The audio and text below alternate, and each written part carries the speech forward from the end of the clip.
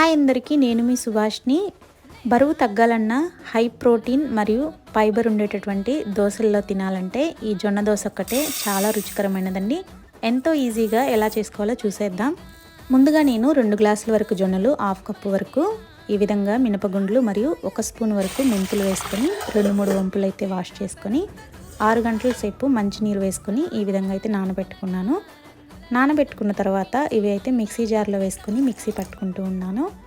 మెత్తగా అయితే దోసపిండిలాగే మనం ఇది మిక్సీ పట్టుకోవాల్సి ఉంటుంది. ఈ విధంగా మెత్తగా పట్టుకున్న తర్వాత రుచికి సరిపడా సాల్ట్ మరియు కొంచెం వాటర్ అయితే యాడ్ చేసుకొని దోసపిండి బ్యాటరీ లాగా కలుపుకుంటే సరిపోతుందండి. మనకి జొన్న దోశ పిండి బ్యాటరీ అయితే రెడీ అయిపోతుంది. స్టవ్ ఆన్ చేసుకొని ప్యాన్ పెట్టుకొని దోశ వేసుకుంటే సరిపోతుందండి. దీని మీద కొంచెం ఆయిల్ వేసుకొని 2 వైపులా రొటేట్ చేసుకుంటూ కాల్చుకుంటే మనకి ఎంతో రుచికరమైన జొన్న దోశ అయితే రెడీ అయిపోతుంది. ఫుల్ వీడియో కావాలంటే లింక్ అయితే కింద ఇస్తాను, చూసేయండి. Thank you for watching.